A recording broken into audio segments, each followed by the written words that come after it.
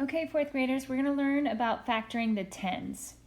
We know that when we hear the word factor, that those are numbers when multiplied together give us a product or an answer. So let's look at the problem 3 times 60. So we're going to go ahead and factor out the tens in this problem. So I'm going to do 3 times and put it in parentheses. This helps me to organize my thinking. And I'm going to say 6 times 10 is what equals 60. And I am pulling out the 10 from the number 60. So 6 times 10 equals 60, and we know that. So now we're going to use our associative property, and we're going to reorganize this to make it easy to multiply. And some of you know this shortcut, but this gives some meaning behind why this works. So I'm going to regroup it, and I'm going to go ahead and 3 times 6 is what I will regroup together, and I'll have the 10 on the outside of the parentheses. And then I can put 18 times 10 equals, we have basically 18 groups of 10. And so when you hear that you have 18 groups of 10, you know that you are going to have 180. You could even skip count to figure that out. So now let's look at this problem, because we're going to take a look at, let's do, I'm going to do 70 times 60. So now I have two factors that are multi-digit. I'm going to do the same thing, and I'm going to take a look at the digits that are in these numbers, and I see a 7 and I see a 6 in the tens place with a 0 in the ones place. So I know that I can factor a 10 out. So I can write it like this. Oops, again, I'm writing in yellow. Don't love it. 7 times 10. And notice I'm putting parentheses. I'm just organizing my numbers. Times 6 times 10. And 7 times 10 equals 70. 6 times 10 equals 60.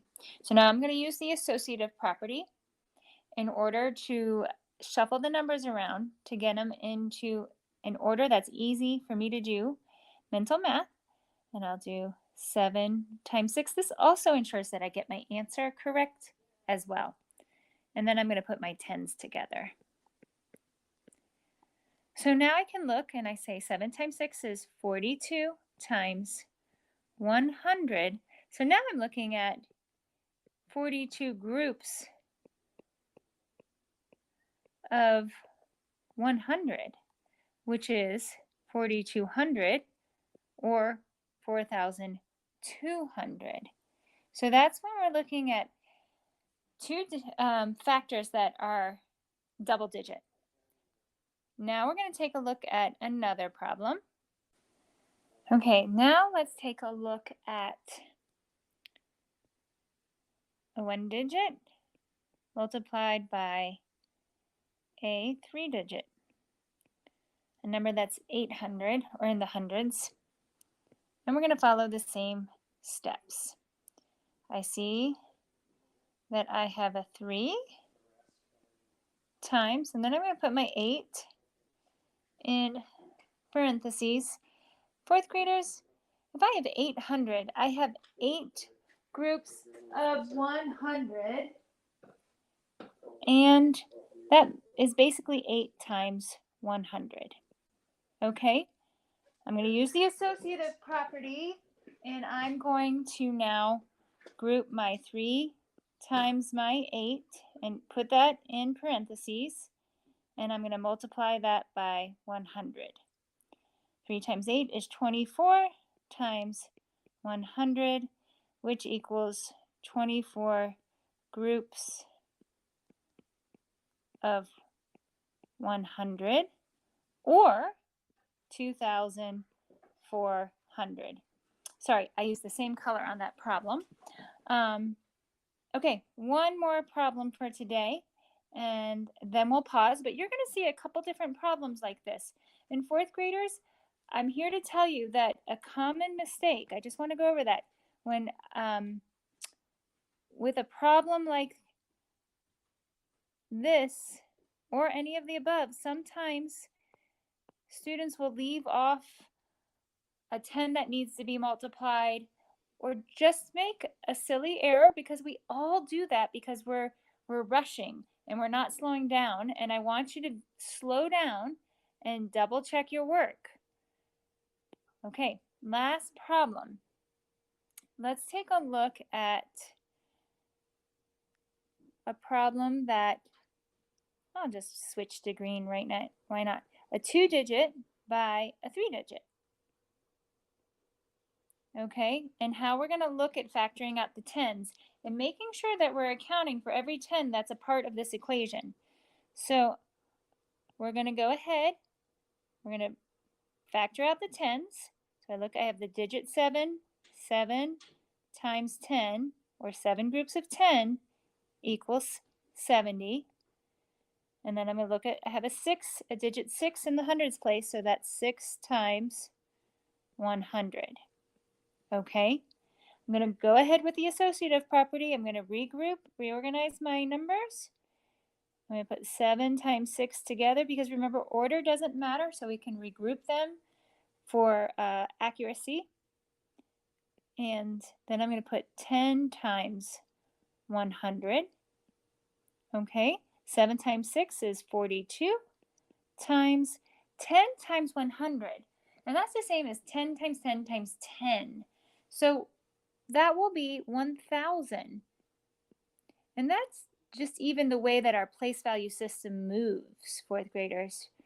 So remember, if we have our ones, our tens, our hundreds, and then our thousands, we talked about each time the number gets greater or moves to the left, we are multiplying times 10.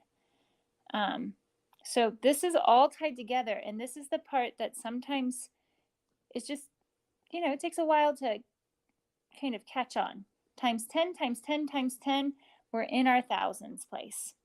Okay, so our final step, 42 times 1,000, so we have equals 42 groups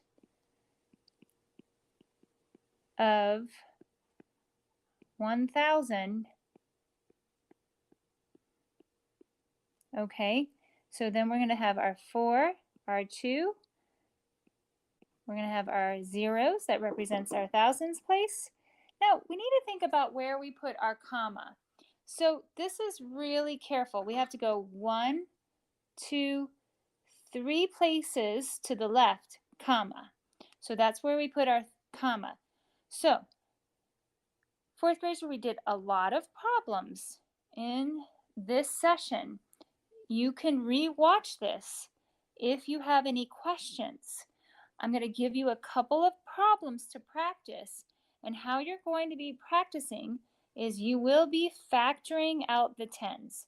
I want you to show me your thinking.